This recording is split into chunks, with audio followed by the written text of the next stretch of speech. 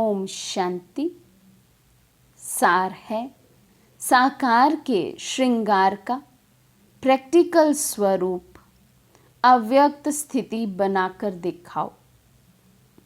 आज जब वतन में गई तो जैसे ही हम पहुंची तो बाप दादा सामने थे ही, लेकिन क्या देखा कि ब्रह्मा बाबा के गले में ढेर की ढेर मालाएं पड़ी हुई थी।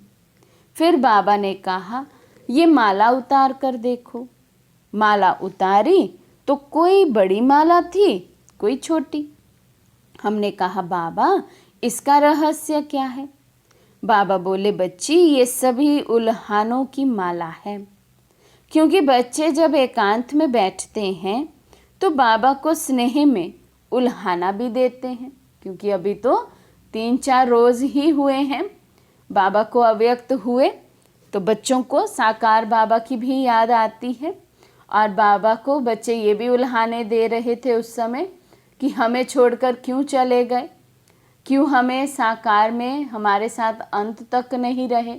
बाबा तो कहते थे हम साथ हैं, साथ रहेंगे और साथ ही चलेंगे। तो बच्चों ने बाबा को ऐसे ऐसे उल्हाने दिए हैं। उन उल्हानों को भी बाबा ने गले में माला की तरह पिरो लिया है। इसलिए कोई माला बड़ी है तो कोई माला छोटी है।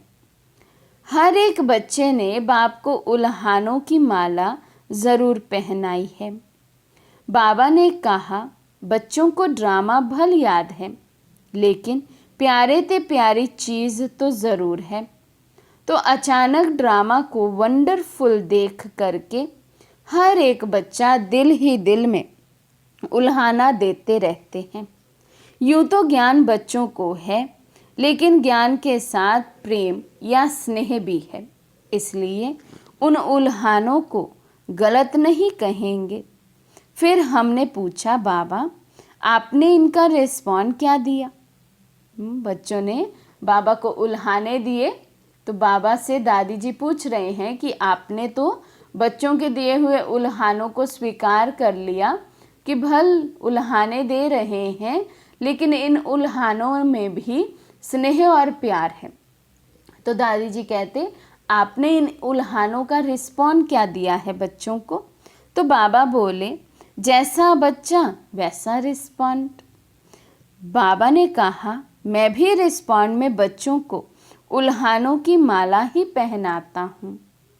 वे कौन सी? फिर बाबा ने सुनाया, जो बाप की आश बच्चों में थी वे साकार रूप में बाप को नहीं दिखलाई, जो अब अव्यक्त रूप में दिखानी है।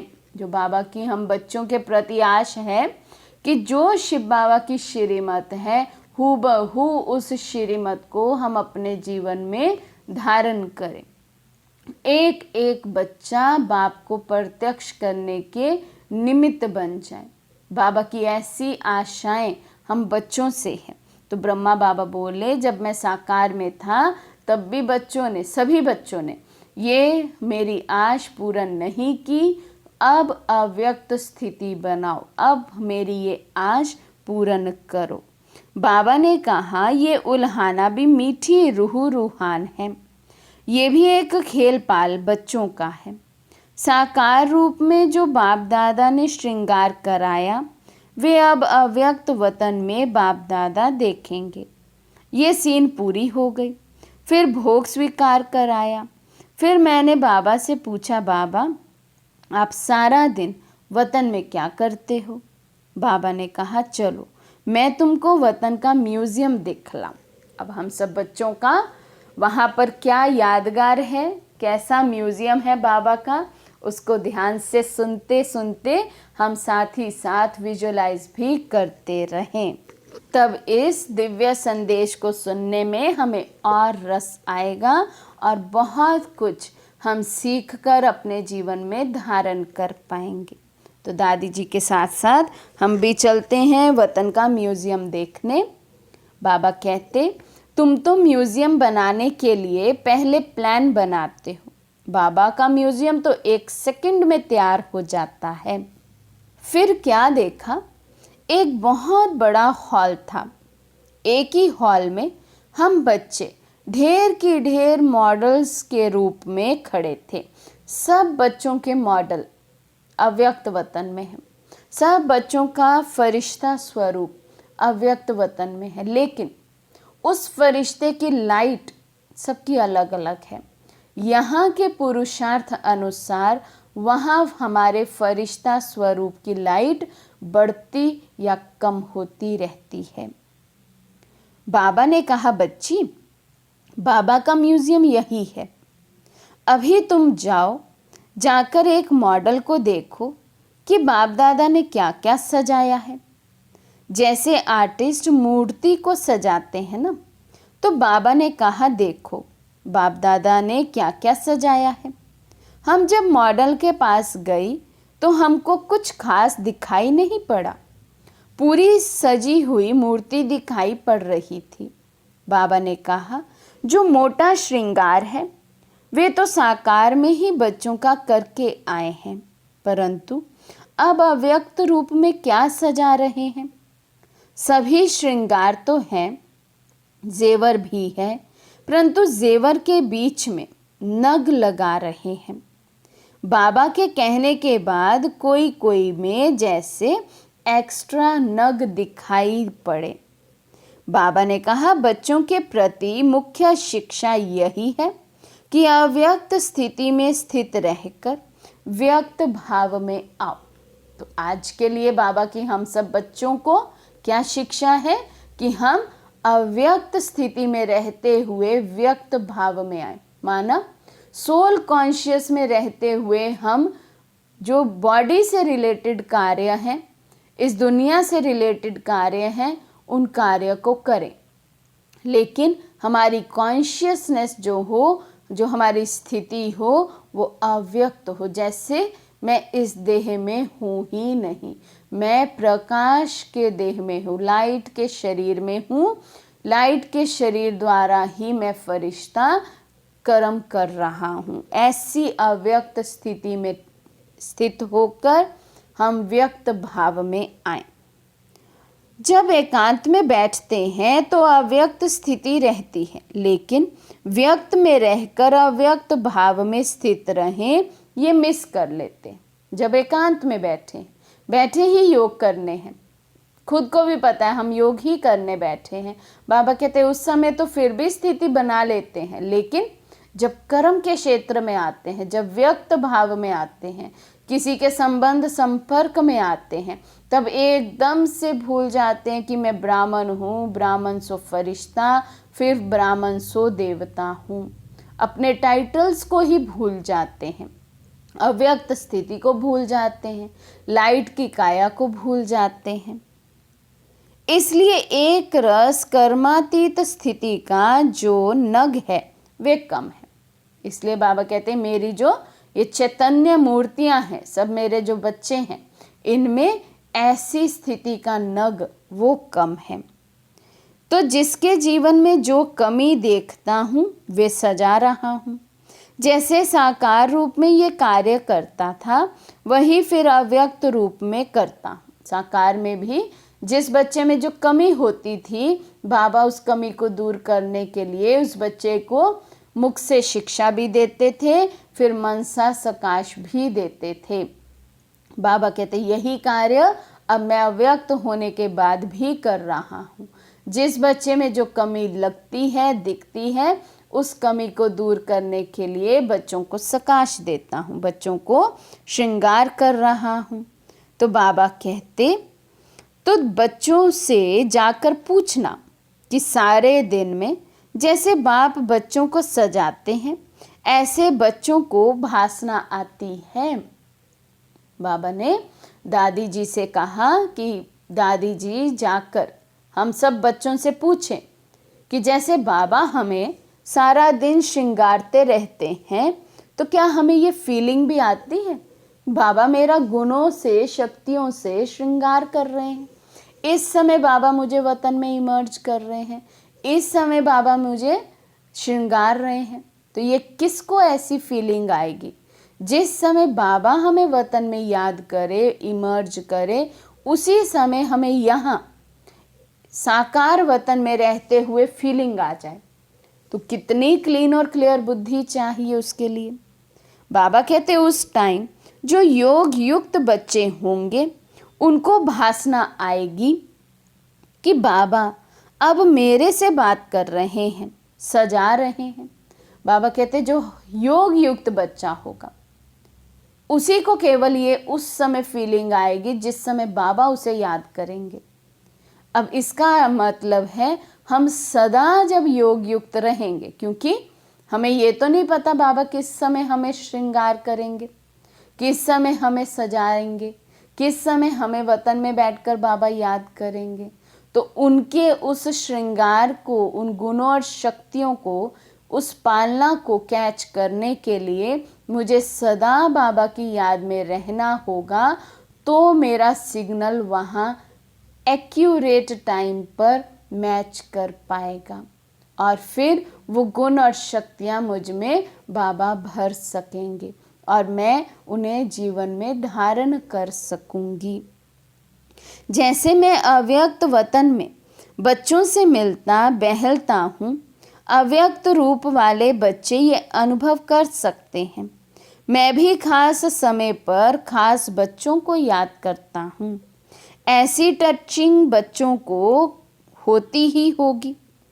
मैंने कहा बाबा आप सभी को अव्यक्त वतन में क्यों नहीं बुला लेते, यहाँ ही बड़ा सेंटर खोल दो, अभी तो सभी बच्चे उपराम हो गए हैं। बाबा ने कहा ये उपराम अवस्था होनी ही चाहिए। बाबा अव्यक्त हुए, सब बच्चे एकदम से उपराम हो गए थे। हमें भी यहाँ नहीं रहना है, हमें भी साकार मनुष्य लोक में अभी मन नहीं लगता, हम भी बाबा के पास जाएंगे।